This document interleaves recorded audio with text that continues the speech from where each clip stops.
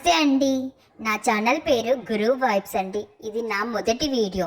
ఈ ఛానల్ ద్వారా మీ అందరికీ గురువుల వాయిస్ని మీకు అందించాలనుకుంటున్నాను. అదే విషయంలో ఈరోజు ఒక చిన్న కథలాగా చెప్పాలనుకుంటున్నానండి.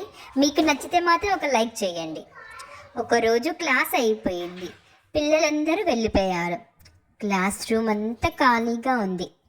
బోర్డు మీద ఇంకా బ్లాక్ రాత్రులు అలాగే ఉన్నాయి. టీచర్ ఒక్కడే కూర్చున్నాడండి క్లాస్ రూమ్లో. చేతిలో పేపర్లండి, కళ్ళలో బాగా అలసట. రోజంతా ఎవరు ఏమీ అనలేదు, ప్రశంస లేదు, అర్థం చేసుకునే మాట కూడా లేదు.